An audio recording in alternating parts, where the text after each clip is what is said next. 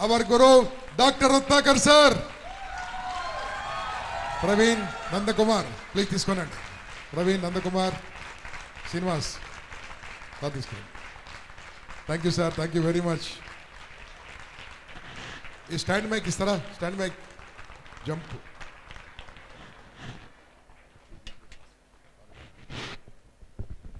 Check.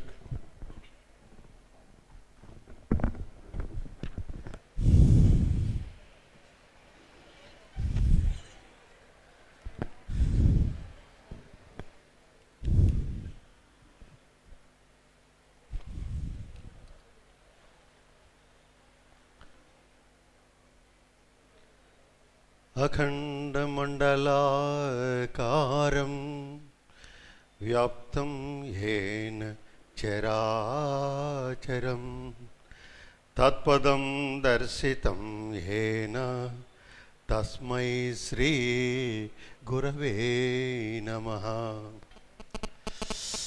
Dear friends,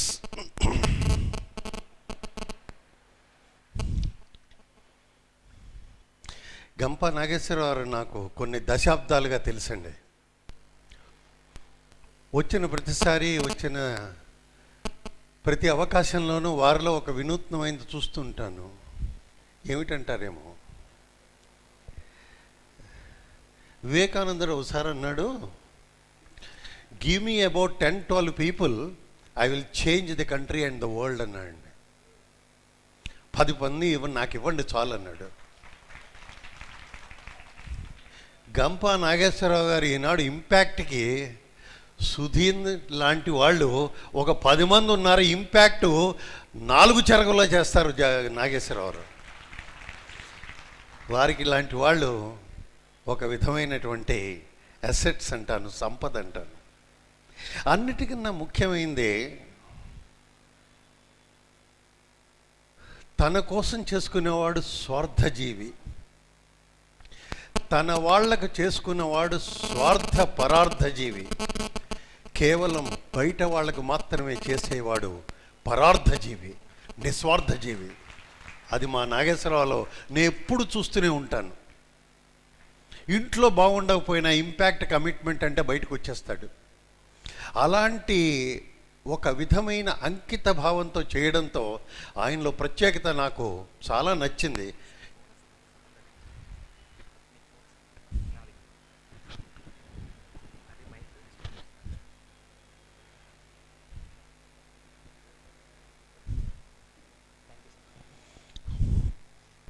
These are called as lines of control. ఇప్పుడు ఆ lines of control మీద మాట్లాడదాం. అదే మాట్లాడుతూ ఉన్నాం. దాన్ని చేస్తే ఏం జరుగుతుంది, దాన్ని గ్రహిస్తే మన యొక్క పురాణాలలోనండి మీరు కథల కింద దయచేసి చదవద్దు. అది greatest symbolic way of expression. మీకు చెప్తాను ఏమిటి. 4 గీతలు ఏమిటి, అవతల ఉన్నవాడెవరు, యువతల ఉన్నదెవరు. అవతల సన్యాసి వేషంలో వచ్చినటువంటి రావణాసురుడు. ప్లీజ్ రిమెంబర్, వేషం చూసి మోసపోకండి. అవతల మనిషి ఏదో టిప్ టాప్గా ఉన్నాడు, కాషాయ రంగు వేసుకున్నాడు, ఇది వేసుకున్నాడు అంటే వాడేదో మహా పుణ్యాత్ముడు, మహా గొప్పవాడు అనుకుంటే మనం చాలా పొరపాటు పడతాం. అందుకనే ఒకసారి మాస్కులో ఈ మాట చెప్పాను, 90% మనుషులు కనిపించేది ఒకటి, కనిపించనది మరొకటి. కాబట్టి దయచేసి జ్ఞాపకం పెట్టుకోండి. యువతలో ఉన్నది సీతాదేవి. ఎంతకాలం భర్తతో ఉన్నా భర్తని అర్థం చేసుకున్నదా అనిపిస్తుంది. ఆ అంతఃపురాన్ని వదిలింది, తల్లిదండ్రుల్ని వదిలింది, అది ఆ రాజ్యాధికారం, అక్కడ ఉన్నటువంటి ఐశ్వర్యాలు, భోగభాగ్యాలు వదిలిపెట్టింది. రామచంద్రుడే కావాలనుకుంది. రామచంద్రుడు ఎవరో తెలుసు. తన కళ్ళెదుట శివధనుస్సు వంచినవాడు, అన్ని చేసినవాడు, అంత పురుషోత్తముడని తెలిసి మీ అన్నగారికి ఏదో జరిగింది అనుకుంటుందా? ఇంతకు మించిన మూర్ఖత్వం మరొకట్లేదు. అక్కడి నుంచి మీరు కొద్దిగా ముందుకెళ్ళండి. 4 రేఖలు లక్ష్మణస్వామికి ఇస్తాడు. ఏమిటా 4 రేఖలు? మీకు, నాకు, అందరికీ అవసరం. అది మనందరి మధ్య 4 రేఖలు ఉన్నాయి. అది కనిపించినట్టుగా ఉన్నాయి మనందరి మధ్యలో. ఏమిటో తెలుసా అండి, మనం ఏం పని చేసినా అవతల మనుషులకి, అవతల మనిషిని చూసినప్పుడు మొట్టమొదటి రేఖ చూడండి. మొట్టమొదటి రేఖ ఏమిటంటే శరీరం. శరీరం ఒక రేఖను దాటుతుంది. మొట్టమొదట శరీరం ముందు పరిగెడుతుంటుంది, శరీరంతో పాటు మనసు పరిగెడుతుంది, మనసుతో పాటు బుద్ధి, తర్వాత చివరికి ఆత్మ. ఈ లెక్కలో మనం వేసుకునేట్లయితే ముందు చూడండి, కాన్షియస్నెస్ ఏముంటుందో తెలుసా? ఒరే నాన్న చెయ్యకురా అంటుంది, నువ్వు వెళ్ళొద్దు అంటుంది, నువ్వు చెయ్యొద్దు అంటుంది. ఎన్నిసార్లు మనం వద్దు అనుకున్న క్లబ్బులకి సినిమాలకి వెళ్ళాము ఒక్కసారి లెక్కేసుకోండి. మనకి తెలుసు ఇది వద్దు అన్నది. అంటే మొట్టమొదట మనం గ్రహించవలసినది, మనకి కాన్షియస్నెస్ ఈజ్ మొట్టమొదటి గీత. కాన్షియస్నెస్ చంపుకున్న తర్వాతే రెండవ దాంట్లోకి వెళ్తాం. ఆ రెండవది ఏమిటంటే బుద్ధి జ్ఞానం. కాన్షియస్నెస్ చెప్పిన దాన్ని విశ్లేషించి చెప్తుంది బుద్ధి. చూడు, మనుషులందరినీ నమ్మవద్దు. ఒకసారి విన్స్టన్ చర్చిల్ ఏమన్నాడో తెలుసా అండి? చాలా గొప్ప మాట అన్నాడు. నేను నా స్టూడెంట్స్కి అందరికీ చెబుతుంటాను, చాలా గొప్ప మాట అన్నాడు. Consider everybody as a rogue unless he is proven otherwise అని. ఎందుకంటే అంతా వేసుకున్నటువంటి వేషధారణ, భాషతో, దీంతో మనిషి యొక్క పూర్తి అవగాహన మనకు వస్తుందంటే చాలా పొరపాటు. ఒక చిన్న మాట చెప్తాను మీకు. ఇక్కడ మనుషులందరినీ నేను చూసాను, మనకి ఎవరికెవరు అర్థమవుతారో చెప్పండి. ఒకసారి దిల్సుఖ్ నగర్లో ఒక ఆయనకి 60 ఏళ్ళని ఆయన షష్ఠిపూర్తి ఉత్సవం చేసుకుంటున్నాడు. చేసుకుంటున్నప్పుడు డాక్టర్ రావాలంటే వెళ్ళాను. అంత బాగా జరిగింది, అందరూ మాట్లాడారు, అంత అయిపోయింది. లంచ్ టైం వచ్చినప్పుడు భార్యాభర్తలు ఇద్దరు వచ్చి నా పక్కన కూర్చున్నారు. నేను వెంటనే వాళ్ళని కంగ్రాచులేట్ చేస్తూ, గ్రేట్ ఇన్నింగ్స్ అండి, you had a wonderful time and as a couple everything. ఆయన ఏమన్నాడు తెలుసా అండి? ఏంటో డాక్టర్ గారు మీరు అంటున్నారు కానీ మా ఆవిడ నాకు ఇప్పటికీ అర్థం కాలేదండి అన్నాడు. అప్పుడు ఆవిడ ఏముందో తెలుసా అండి? మీరు అర్థమైనట్టు. అంటే అర్థం ఏంటండి? 40 ఏళ్ల సంసారంలో భార్యాభర్తలే ఒకరికొకళ్ళు అర్థం కారు. ఎందుకు అర్థం కారు అనేది అది వేరే ప్రశ్న, అది తర్వాత ఆలోచిద్దాం. ఇది ఎందుకు చెప్తున్నాను అంటే, మనం అందరినీ చూసి వీళ్ళు ఇలా ఈ విధమైన జడ్జిమెంటల్గా మనం చేసుకోవటం అనేది మన యొక్క భావన ప్రకటితం అవుతుంది, కానీ అవతల వాళ్ళు అంత నిజం కాదు. అందువల్లే ఆవిడ రెండో గీత కూడా దాటింది. ఇంకా మూడో గీత మనస్సు ఏముంటుందంటే చాలా పెక్యులర్ అండి. అనవసరమైనప్పుడు నీతులు చెప్తుంది, అవసరమైనప్పుడు చెప్పదండి. అది మనసు యొక్క గుణం. అన్నిటికన్నా మించి చేసిన ప్రతి దాన్ని డిఫెండ్ చేసుకుంటుందండి. మీరు ఇక్కడ ఎందుకు కూర్చున్నారు? ఎవరో మీ ఫ్రెండ్ అంటా అనుకో, నేను హాయిగా సినిమా చూసి వచ్చాను, నువ్వు వెళ్ళావు, ఇంపాక్ట్ అన్నావు, ఏం కూర్చున్నావు, ఏం జరిగిందని అడుగుతాడు. అడగటం సహజం. అప్పుడు వాడు నువ్వెందుకు వెళ్ళిపోయావు, నువ్వు రాకుండా అని అడిగితే వాడు 1,00,000 కారణాలు చెప్తాడు. నాకు ఇది, అది, నాకది, నా వాళ్ళు రమ్మన్నారు, వీళ్ళు.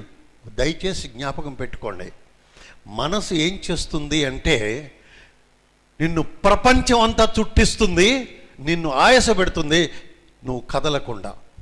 ఆ మనసు ఏమని చెప్తుంది అంటే అనవసరమైనటువంటి చోట ఎలాంటి ఉపదేశాలు చేస్తుందంటే, వచ్చినవాడు సన్యాసి.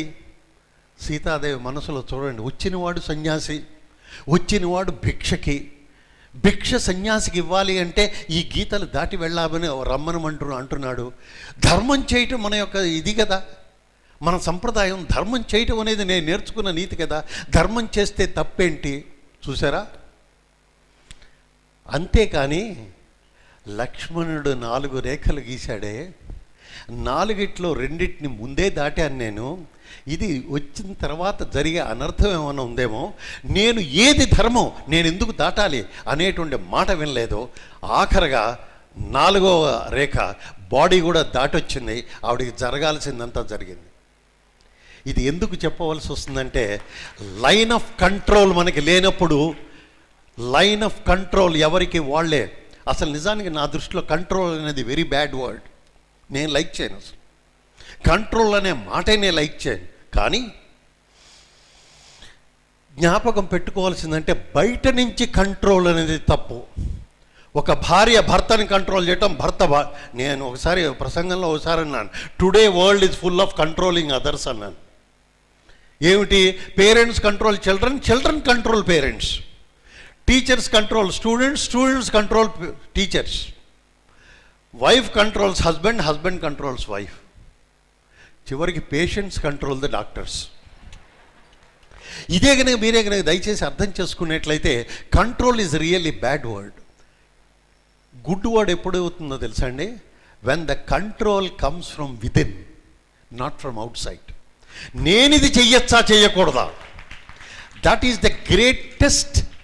అసలు ఎందుకు చదువుకోవాలి నేను? కాలేజీ చదువు ఎందుకు? నాకు పిహెచ్డీలు ఎందుకు? నాకు ఇంత పెద్ద పొజిషన్లు ఎందుకు అంటే ఆ లైన్ ఆఫ్ కంట్రోల్ లోపల నుంచి రావడం కోసమే. Please understand that. అయితే ఇది ఎలా వస్తుంది, అది ఏ విధంగా మన నడుపుతోంది అనేది దయచేసి ఆలోచించండి.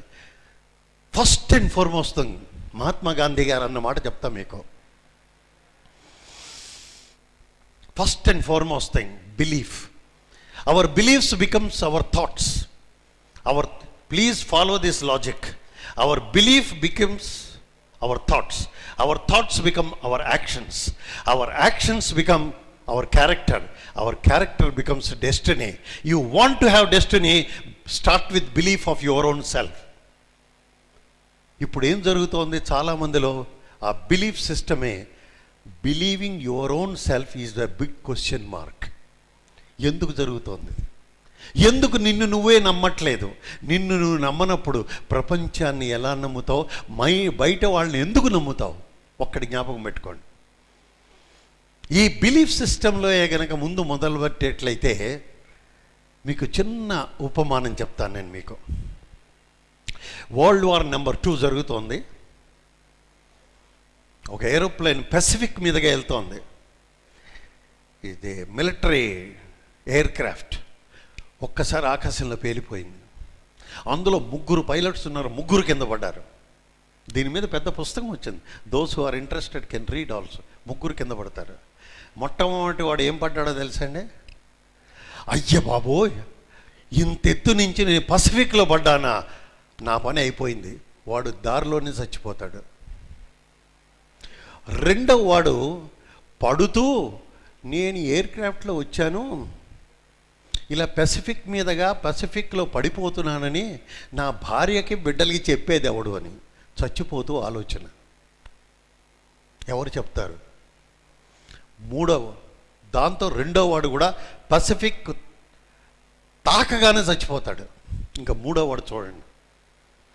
మూడో వాడు అనుకుంటాడు, నేను ఎయిర్ క్రాఫ్ట్ బ్లాస్ట్ అయినప్పుడు చచ్చిపోలేదే, దారిలో హార్ట్ అటాక్ ఏది వచ్చి చచ్చిపోలేదే, నేను ఈ నీళ్ళల్లో పడ్డాను, ఇంకా బతికే ఉన్నాను కదా, పైగా నన్ను రిక్రూట్ చేసినప్పుడు నాకు ఈత అవన్నీ నేర్పించారు కదా, నేనేమైనా సరే, ఎంత చలైనా సరే, నేను ఆఖరి శ్వాస వరకు ఈదుతూనే ఉంటాను. He wrote a beautiful book. ఆ ఈదుతూ ఉన్నప్పుడు అతని మనసులో పసిఫిక్లో షార్కులు ఉంటాయి, పసిఫిక్ చాలా కోల్డ్గా ఉంటుంది, నేను నిజానికి ఇంత పెద్ద సముద్రాన్ని అసలు నా జీవితం నేను ఎదగలనా, ఏమవుతుంది అనే ఆలోచన లేదు. నా శక్తి వంచన లేకుండా ఆఖరి శ్వాస వరకు నేను ఈదుతూనే ఉంటాను. జరిగిందేంటి? ఆశ్చర్యపోతారు.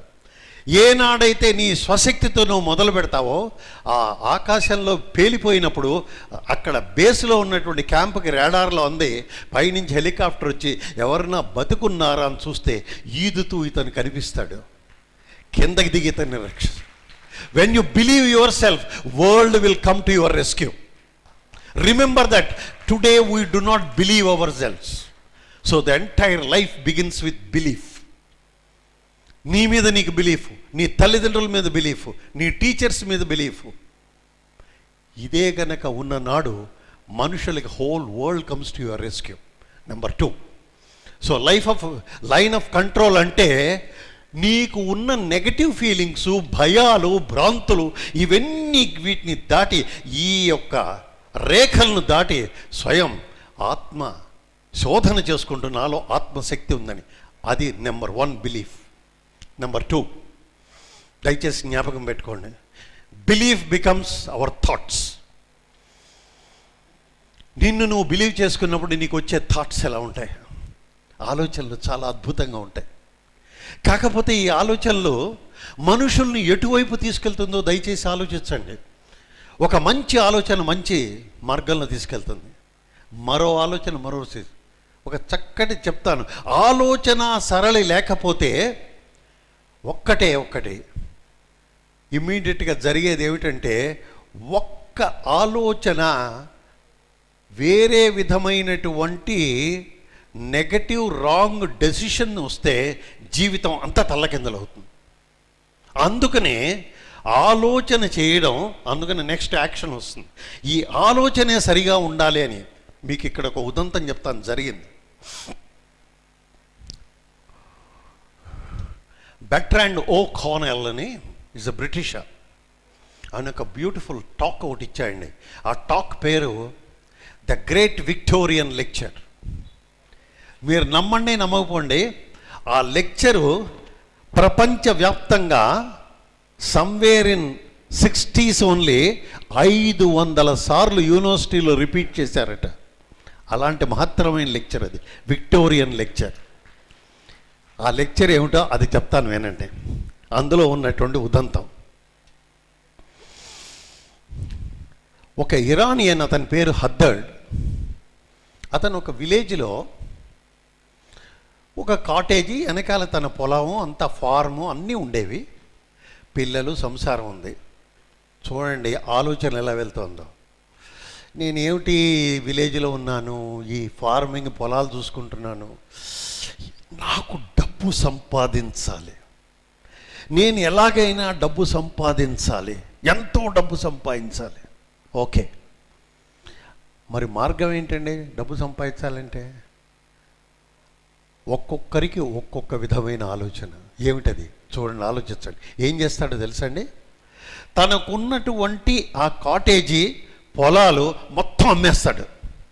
ఆ అమ్మేసిన డబ్బుతో టౌన్కి వెళ్ళి బిజినెస్ మదుపు పెట్టి బిజినెస్గా తాను పైకి రావాలని ఆలోచిస్తాడు. ఈ ఆలోచనలో తప్పు లేదు, కానీ జరిగింది ఏంటో చూడండి. సో ఇది ఇంకొక రైతుకు అమ్మేస్తాడు, తన ఇల్లు, తన ఫాము అన్నీ అమ్మేస్తాడు, బయలుదేరి వెళ్ళిపోతాడు. సరే, కొత్తగా కొన్నవాడు, అబ్బా ఎంత అద్భుతమైన కాటేజీ చూడండి, అతను కూడా రైతే, అతని యొక్క ఆలోచన చూడండి, ఎంత అద్భుతమైనటువంటి కాటేజ్ ఇది, ఈ ఫార్మ్ ఇంత ఉంది, పాపం హద్దర్డ్ ఇంత చక్కగా ఉన్నటువంటి దాన్ని వదిలిపెట్టేశాడు, ఏమో నాకు అదృష్టము అనుకున్నాడు. అనుకొని కొన్ని రోజుల తర్వాత ఆ ఇంటికి వెనకాలన్న ఫార్ముని దున్నటం మొదలు పెడతాడు.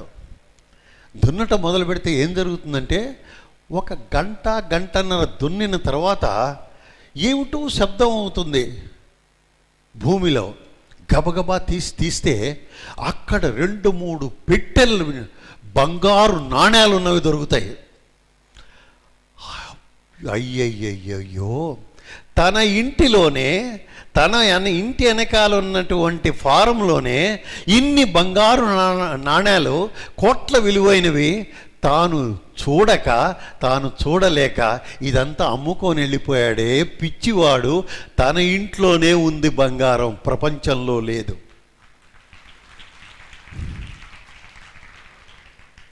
అప్పుడు హద్దర్డ్తో చెప్తాడు, మీ ఇంట్లోనే ఇన్ని నాణ్యాలు నేను కొన్నాను, కనిపించాయి నాకు, దయచేసి నువ్వు తీసుకెళ్ళని. అతను అంటాడు, నీకు అమ్మిన తర్వాత అది నీ ఆస్తే, నాది కాదంటాడు. చూడండి, ఆ ఆలోచనల సరళివే గనక మనమే గనక లోతుగా ఆలోచిస్తే బయట వెతకటం మానేయండి. నిజమైన సంపద అందరి గుండెల్లో మనలోనే ఉన్నది.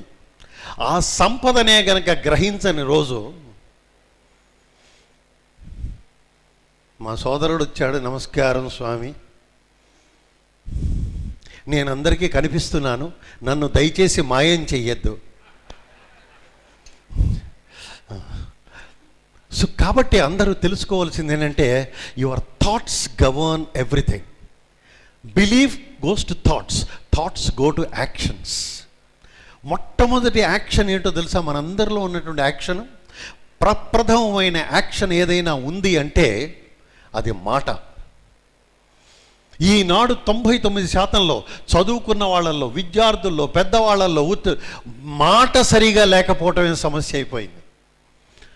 అందుకోసం ఈ స్కిల్స్, కమ్యూనికేషన్ చెప్పడం కారణం ఏమిటంటే, ఎవరో నాతో ఆ మధ్య మాట్లాడుతూ ఎమోషనల్ ఇంటెలిజెన్స్ మీద నేను మాట్లాడతానండి అన్నాడు.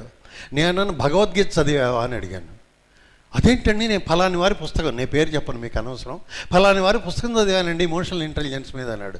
నేను అన్నాను, భగవద్గీతను మించిన ఎమోషనల్ ఇంటెలిజెన్స్ లేదు పో. ఏమిటది? మీకు 2-3 మాటల్లో చెప్తాను. అది మొట్టమొదటి ఎవరన్నా మాడుతున్నప్పుడు లైన్ ఆఫ్ కంట్రోల్లో జ్ఞాపకం పెట్టుకోండి. వెంటనే మీరు సమాధానం ఇవ్వటం కాదు, వాడు చెప్పింది సరిగా వినండి. Most important active listening. ఎవరన్నా మాట్లాడుతున్నప్పుడు వినండి. నెంబర్ 2, మాట్లాడిన దానివల్ల నా మనసులో ఏమి స్పందనలు వస్తున్నాయని జ్ఞాపకం పెట్టుకోండి మొట్టమొదటిగా. ఎందుకంటే మీరు సమాధానం ఇచ్చినప్పుడు అవతల వాడి మనసులో కూడా అదే రకమైన స్పందనలు వస్తాయని గ్రహించడమే ఎమోషనల్ ఇంటెలిజెన్స్. నువ్వు సరిగా వినకపోతే ఏమి స్పందనలు వస్తాయి నీకు? 3వ విషయం జ్ఞాపకం పెట్టుకోవాల్సింది ఏమిటంటే, మాటతో ఎవరినైనా గెలవవచ్చు, మాటతో జీవం పోయవచ్చు, మాటతో ప్రాణం తీయవచ్చు. మన యొక్క శాస్త్రం ఏముంటుందో తెలుసా మీకు? జిహ్వాగ్రే వసతే లక్ష్మీ. నాలిక మీద లక్ష్మీదేవి ఉంటుందట. ఎందుకంటే మేము చాలామంది సైంటిస్ట్ని వాళ్ళని ఇంటర్వ్యూ చేస్తుంటామండి. వాళ్ళు మాట్లాడే పద్ధతి నాకు తెలుస్తుంది. కొంతమంది, ఒక్క మాట చెప్తాను ఏ విధంగానో, 1-2 ప్రశ్నలు అయితే ఒక కుర్రాడు సమాధానం చెప్పాల. హీఈజ్ బయోటెక్నాలజీలో గ్రాడ్యుయేటు, చెప్పాల, పోస్ట్ గ్రాడ్యుయేట్ చెప్పాల. చెప్పకపోతే నేను అడిగాను, బయోటెక్నాలజీలో ఇది తెలుసుకోవాల్సిన అవసరం ఉంది కదా అన్నాను. అతను ఏమన్నాడో తెలుసండి? సార్, నేను చదువుకున్నాను, ఇవన్నీ నాకు తెలుసు సార్, కానీ నాకు ప్రవేశం లేదు.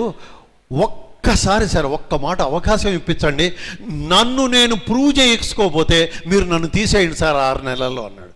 యు ఆర్ సెలెక్టెడ్ అన్నాను. ఇది కారణం, మాట బాగుండాలి. జిహ్వాగ్రే వసతే. Now he's one of the good scientist at in our place. జిహ్వాగ్రే వసతే లక్ష్మి. జిహ్వాగ్రే మిత్రబాంధవా. నీకు మిత్రులైనా బంధువులైనా నీ నాలిక వల్లే నీకు నిలబడతారు. మీ ఫ్రెండ్ను కూడా చులకన చేసి మాట్లాడండి, ఎన్నాళ్ళు ఉంటాడో చూస్తాను. మీ బంధువులైనా ఇంటికి వచ్చినప్పుడు చులకనగా మాట్లాడండి, ఎలా ఉంటారు? కాబట్టి నీకు మనుషులు రావాలి అంటే, నీ చుట్టూ ఉండాలి అంటే చక్కటి మాటలు ఉండాలి.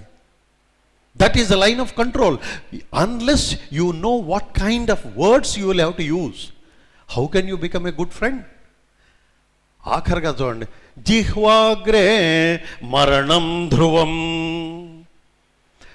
ఓ డాక్టర్ గారు ఉన్నారనుకోండి, అంటే వృత్తిపరంగా చెబుతున్నాను, పేషెంట్ వచ్చినప్పుడు వాడికి క్యాన్సరే ఉండొచ్చు, అందులో ఏం లేదు, అయిపోయిందంటాను అనుకోండి, వాడు ముందే చచ్చిపోతాడు.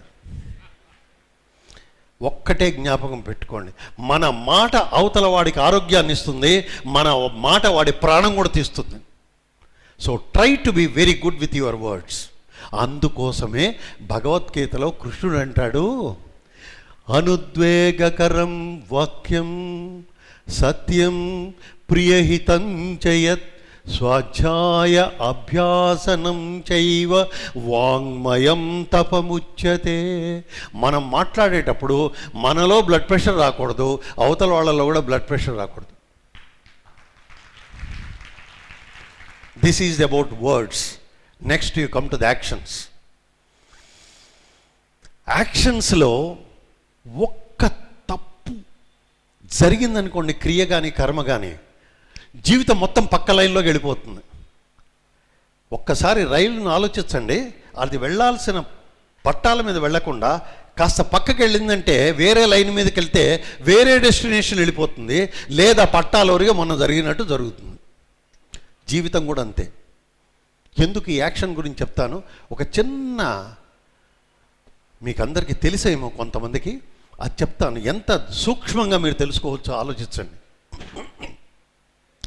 లెనార్డ్ డా విన్సీ మీరంతా చూసే ఉంటారు, గ్రేట్ పెయింటర్, మోనాలిసా పెయింటర్ ఆయనే. లెనార్డ్ డివెన్సీని ఒకరోజు రోమన్ ఆ కింగ్ అడుగుతాడు, ఒక బ్రహ్మాండమైనటువంటి పెయింటింగు ఒక గోడ మీద వెయ్యాలయ్యా, నువ్వు తప్ప ఎవరు వేయలేరు. అనుజ్ఞ. కింగ్ చెప్పాడు కదా, ఏమి పెయింటింగ్ వేయాలి అంటే లాస్ట్ సప్పర్. బైబిల్ మీకు అందరికీ తెలిసేమో.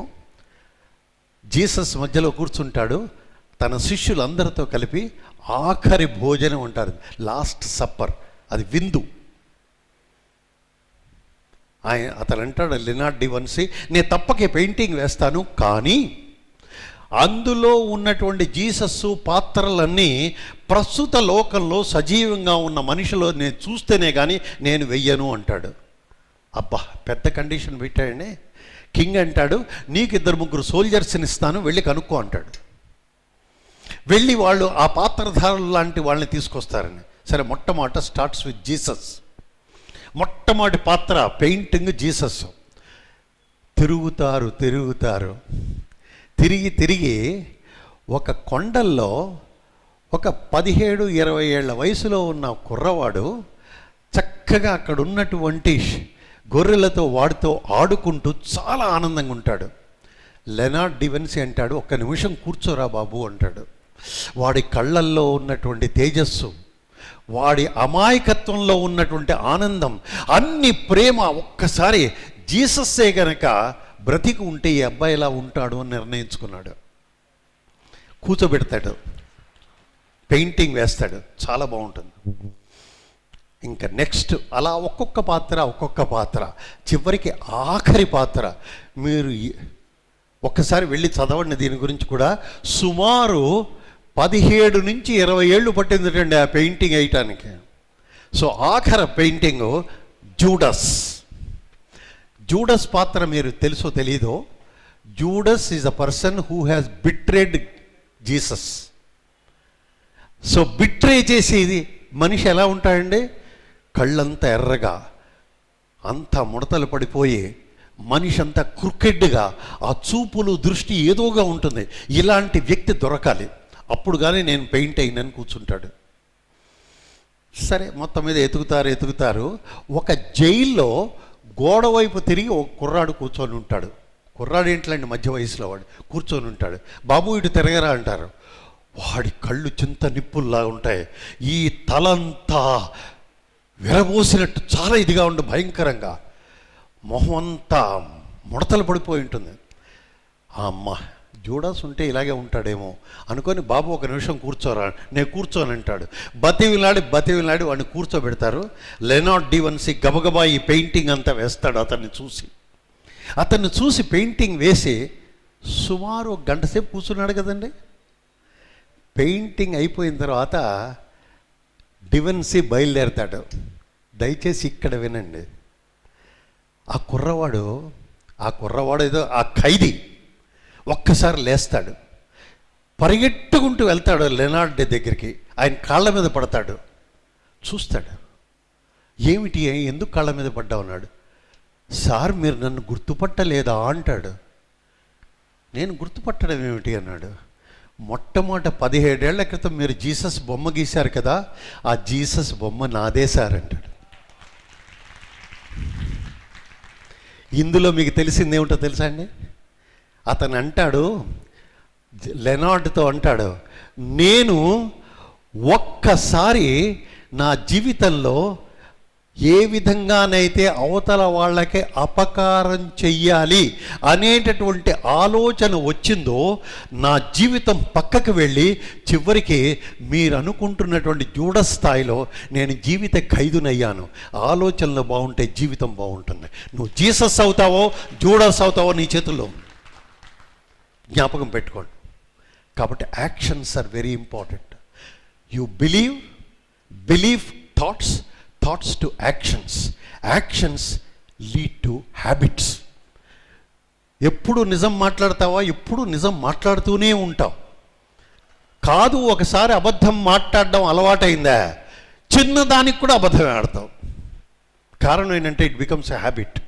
చివరికి ఎట్లా ఉంటుందంటే, వెనకాల ఎవరో గుమ్మంలో నిలబడ్డారట, నాన్నగారు ఉన్నారా అని అడగటానికి వచ్చాట. ఈయన గడ్డం గీసుకుంటూ ఎదురుగానే ఉన్నాడు, అక్కడ మిర్రర్ దగ్గర గడ్డం లేనని చెప్పరా అన్నట్ట. ఆ వచ్చిన వాడు వెనకాల చూస్తున్నాడు, ఏమిటి ఈయన మాట్లాడుతున్నాడు అంటే ఏంటంటే, టు టెల్ ఎ లై it has become a habit.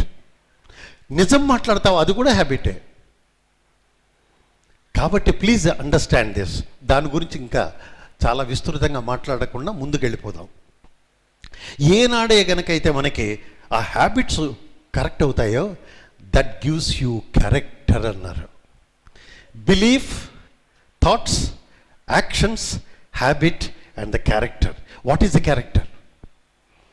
What is the character? Character అంటే ఏమిటో కాదండి. It is not celibacy.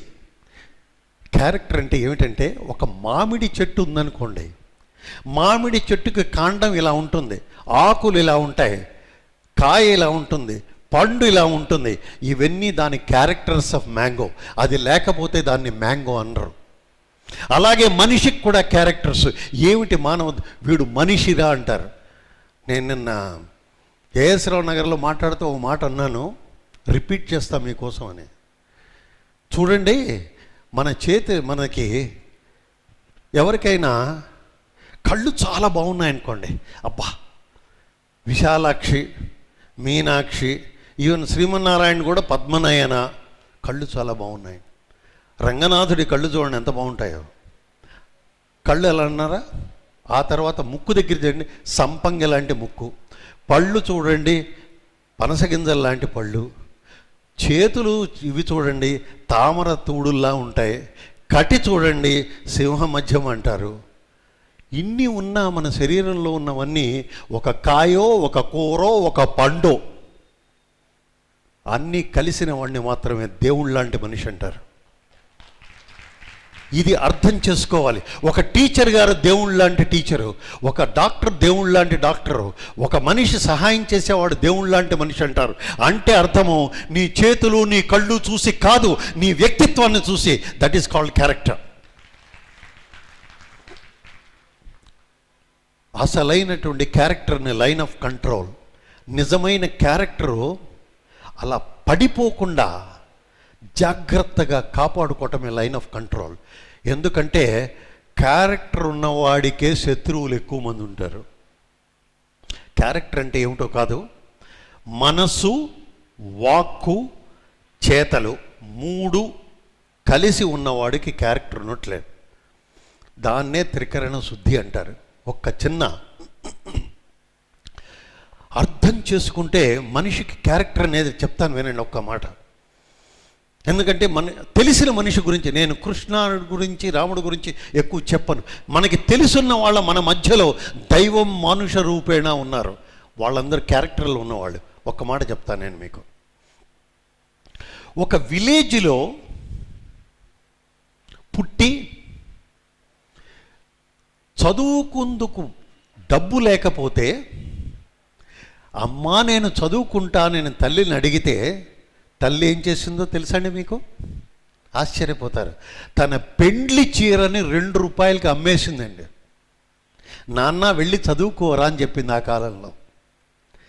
ఆ తర్వాత అతను గ్రాడ్యుయేషన్ అయ్యి పోస్ట్ గ్రాడ్యుయేషన్ దీనికి బెనారస్ హిందూ యూనివర్సిటీకి వెళ్తే డబ్బులు లేక చదువుకోవాలనే పట్టుదలతో ఉండి ఏం చేశాడు అంటే, అందరినీ అడిగి ఆ కాలంలో 8 రూపాయలతో రోజుకి ఒక్కసారే భోజనం చేసేవాడు. రోజుకి ఒక్కసారే. మనకి 3 పూట్ల తిన్నా మనం కాలేజీకి వెళ్ళటమే లేదు అసలు. ఆయన బెనారస్ హిందూ యూనివర్సిటీలో గోల్డ్ మెడలిస్ట్. అప్పుడు టాటా గ్రహించి స్టాన్ఫోర్డ్ యూనివర్సిటీకి ఈయన్ని పంపించాడు. 40,000 స్పాన్సర్ చేసి స్టాన్ఫోర్డ్కి వెళ్ళాడు. అక్కడ చూడండి, అతను మాస్టర్స్ అంతా చేస్తే స్టాన్ఫోర్డ్ యూనివర్సిటీ వాళ్ళు, నువ్వు వెళ్ళొద్దు అసలు, ఇక్కడే ఉండిపో, నీకు మేము అసిస్టెంట్ ప్రొఫెసర్ అంతా ఇస్తాం, నెలకి 1,50,000 జీతంతో ఇస్తామన్నాడు. చూడండి క్యారెక్టర్ ఎలా బిల్డ్. మీరు ట్రై టు ఫాలో. ఎవరో చెప్తాను, ఈ మనిషి ఎవరో చెప్తాను నేను మీకు. తల్లి దగ్గర 2 రూపాయలతో ఎలిమెంటరీ మిడిల్ స్కూల్ చేసి అందరి దగ్గర కాస్త అడిగి అడిగి భోజనం చేస్తూ మాస్టర్స్ చేసి టాటా వాళ్ళతో స్టాన్ఫోర్డ్ యూనివర్సిటీకి వెళ్ళి స్టాన్ఫోర్డ్ యూనివర్సిటీలో పేరు సంపాదించి నీకు ఫ్యాకల్టీ పొజిషన్ 1,50,000 ఇస్తానంటే కాదు నేను నా దేశానికి సేవ చెయ్యాలి, నన్ను పంపించింది టాటా వారు, వాళ్ళకి నేను వెళ్ళి వాళ్ళ దగ్గర సేవ చేయటం అనేది నా కర్తవ్యం. వచ్చాడు టాటా ఆ టైంలో ఉన్న దాంట్లో ఎంత ఇచ్చేవారో తెలుసండి ఆయనకి? 300 రూపాయలు. ఎక్కడ 1,50,000, ఎక్కడ 300. ఆయనే ఏఎస్ రావు గారు. ఆఖరిగా ఇంకో మాట చెప్తాను, మానవత్వం కేవలం ఆయనలో ఉన్నది, నిరాడంబరత్వం, మానవత్వం, ఎక్సలెన్సీ, ప్రతిభ ఒక్కటి ఉంటే మనిషి కాడండి, అన్నీ కలిసి ఉండాలి. దాన్నే సమగ్ర వ్యక్తిత్వం అంటారు. That is called character. మీకు చెప్తాను 1-2 మాటలు ఇక్కడే. ఏమిటో తెలుసా అండి మీకు? బస్సు బయలుదేరింది కోటి నుంచి, ఏఎస్ రావు నగర్ వెళ్తున్నది. అందులో ఆయన ఎక్కారు. ఎక్కిన తర్వాత టికెట్ తీసుకున్నారు. టికెట్ తీసుకొని కండక్టర్తో, బాబు ఏఎస్ రావు నగర్ వస్తే నాకు చెప్పబోయా, నేను దిగుతాను అన్నాడు. సరే, బస్సు బయలుదేరింది, వెళ్తూ ఉంది. మళ్ళా రెండోసారి వచ్చిందేమోనని, పెద్ద వయసు కదా, బాబు ఏఎస్ రావు నగర్ వచ్చిందా, నేను దిగాలి అన్నాడు. కండక్టర్ ఏమన్నాడు తెలుసండి? ఏమిటి, ఏఎస్ రావు నగర్ నీకు తెలీదా? అసలు ఏఎస్ రావు అంటే నీకేమన్నా తెలుసా అన్నట. గబగబా అక్కడ పక్కనున్న ప్రయాణికుడు ఒక ఆయన లేచి కండక్టర్ భుజాన్ని నొక్కి, ఆయనే ఏఎస్ రావు గారు అన్నట్టు. 80వ ఏడాది దాకా, 7 వచ్చేంత వరకు బస్సులో వెళ్ళిన ఘనత అయింది. నేను ఎన్నోసార్లు, మాస్టారు రండి సార్ నా కారులో కూర్చోండి. వద్దు డాక్టర్ గారు, ఇంకా నాకు నడవలేని పరిస్థితి లేదు, వద్దు సార్. ఆఖరిగా ఒక చిన్నవాడు, ఎందుకంటే వ్యక్తిత్వం అంటే తెలుసుకోవాలి మీరు. ఆయన ఆఖరి క్షణాల్లో నిజామ్స్ ఇన్స్టిట్యూట్లో జాయిన్ అయ్యారు. అప్పుడు నేను అక్కడ ఉన్నాను. ఆయన కోసం స్పెషల్ రూము, అక్కడే అంతా ఆక్సిజను, ఈసీజీ మానిటరు అన్నీ పెట్టాం. జ్ఞాపకం పెట్టుకోండి, కొడుకులు ఎవరు లేరు అక్కడ, మిగతా వాళ్ళు ఎవరు లేరు. అక్కడ ఉన్నది ఈసీఐలో ఆయనతో పనిచేసే 1-2 ఉద్యోగులు ప్లస్ నేను. నాకు చాలా చిన్నప్పటి నుంచి ఆయన తెలుసు, ముగ్గురమే ఉన్నామండి. మా క్లినీషియన్స్ వాళ్ళు వస్తుండేవారు, నేను తరచూ చూస్తుండేవాడిని. మాస్టర్ ఎలా ఉన్నారో చూద్దాం ఏఎస్ రావు గారిని రూమ్లోకి వెళ్ళాను. క్రిటికల్ కేర్, చాలా క్రిటికల్గా ఉన్నారు ఆయన, శ్వాస అందట్లేదు అసలు. నేను ఆయన చెయ్యి పట్టుకున్నాను. మాస్టారు బాగున్నారు కదా, బాగుంటారు మీరంతా అని చెప్పాను.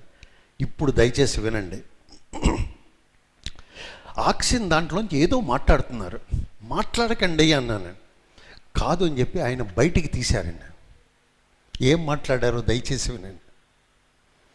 ఆ స్పెషల్ రూములో ఈ హైట్లో ఒక టేబుల్ మీద మానిటర్ ఉంది, అంటే హార్టు, పల్సు అన్నీ చూపించే మానిటర్ ఉంది. ఆయన బయటికి తీసి, రత్నాకర్ గారు మీరు నుంచుంటే ఆ టేబుల్ మీకు తగిలి దెబ్బ తగులుతుంది సార్ అన్నాడు. ఇలాంటి మనిషిని మీరు రామాయణంలో రాముడు కృష్ణుడు కాదండి, మన మధ్య ఉన్నారు. అలాంటి వాళ్ళ దైవం మానుష రూపేణ. This is character. ఆఖరి శ్వాస దాకా అవతల వాళ్ళ గురించి ఆలోచించిన వాడే మహనీయుడు. అందుకోసమే నేను చెప్తుంటాను, ఎక్కడో వెతకద్దు, మన పక్కన ఆదర్శంగా ఉన్నవాళ్ళు ఉన్నారు. దైవం మానుష రూపేణ అంటే ఇదే. క్యారెక్టర్ని దయచేసి మొత్తుకోకండి. అవతల వాళ్ళ గురించి ఆలోచించిన వాడు highest character. This is our destiny గురించి ఒక్క మాట చెప్పి ఇక్కడ ముగిస్తాను. ఆ మధ్య నరసాపురంలో పెద్ద, అదొక సత్సంగమే అనాలి. అందులో దైవం మానుష రూపేణ అంటే మొత్తం విపులంగా కాకుండా ఒక్క మాట చెప్తాను నేను, ఎందుకంటే నరసాపురం కాబట్టి మీకు కూడా ఐడియా వస్తుందని చెప్తున్నాను. గోదావరిలో వాటర్ అంతా సప్లై చేయాలి అంతా అని చెప్పి సర్ ఆర్థర్ కాటన్కి బ్రిటిష్ గవర్నమెంట్ అంది, నీకు ఇంత గ్రాంట్ ఇస్తాం, కానీ కూలీలకు మాత్రం భోజనం పెట్టాం. ఆ కాలంలో కూలీ అంటే భోజనం పెట్టాం. ఆలోచించండి, మరి కూలీలు భోజనం పెట్టకపోతే ఎలాగ వాళ్ళంతా కాలువలు అవన్నీ తవ్వుతారు అవన్నీ. అప్పుడు చూడండి, ఒక్క ఒక్క విడో అండి గబగబా కాటన్ గారి దగ్గరికి పరిగెత్తిందిటండి. దొరా సార్, మీరు ఆ గ్రాంట్ తీసుకొని కాలవలు తవ్వండి సార్, ఆ కూలీలందరికీ నేను భోజనం పెడతాను సార్. ఒక్కసారి కాటన్ గారు ఆవిడ వంక చూశారట. సరే, మొత్తం పౌండ్స్ అన్నీ వచ్చాయి, కాలవలు తవ్వడం మొదలుపెట్టారు. ఆవిడ రోజు భోజనం పెట్టి అప్పుడు ఆవిడని అడిగారట, మీరు భోజనం పెట్టారు కూలీలు, మీరు మీ తర్వాత అంతా అయిపోతుంది కదా, ఎందుకు ఇంత ఖర్చు పెట్టే, మీ పొలాలన్నీ అమ్మేశారు, అన్నీ అమ్మేశారు, ఎందుకండి అమ్మా మీరు ఇలా చేస్తున్నారు అని అడిగితే ఆవిడ ఏమందో తెలుసండి, నేను పోయినా నా ప్రజలకి తిండి ఉంటుంది కదా అన్నదటండి. ఒక అర్ధరాత్రి ఆవిడ ఇంటికి, ఒక అర్ధరాత్రి ఎన్నో మైళ్ళు నడిచి నడిచి నడిచి ఆవిడ వసారాలో ఒకడు పడుకున్నట్ట. అలికిడికి ఆవిడ లేచిందిట. ఒరే నాన్న ఏంట్రా అందట. అమ్మా నేను గ్రామాంతరం నుంచి వచ్చాను, ఆకలిస్తోంది అన్నట్ట. ఆగురా అందటండి. ఇల్లంతా వెతికిందిట, ఇల్లంతా వెతికిందిట. కొంత బియ్యం కనిపించాయి, కానీ వంట చెరుకు లేదటండి. There is no firewood. ఆవిడేం చేసిందో తెలుసండి, బీరువా తెరిచి ఆ పట్టు చీరలా తీసి పొయ్యిలో వేసి అంటించి వాడికి అన్నం పెట్టిందిటండి. అది దైవం మానుష రూపేణ అంటే. ఆవిడ ఎవరో కాదు, డొక్కా సీతమ్మ గారు. ఆవిడ పేరు మీద ఇప్పుడు డొక్కా సీతమ్మ వారధి ఉంది. మీరు ఎవరన్నా లండన్కి పార్లమెంట్ దగ్గరికి ఏమన్నా వెళ్తే ఒక్కసారి చూడండి, అంతమంది ఫోటోల్లో ఒక విడో ఫోటో కనిపిస్తుంది. ఆవిడ లండన్లో ఫోటో ఉన్నటువంటి ఏకైక వనిత. ఇంగ్లీషు రాదు, ఆవిడ ఫోటో లండన్లో ఉంది. ఆవిడ డొక్కా సీతమ్మ గారు. ఎందుకు చెప్తున్నా అంటే, that is our destiny. Our destiny is to take care of our people. Our destiny is to take care of the prestige of the country. Our destiny is the character of our own self. Our destiny is to live eternally, make the India great. జై హింద్.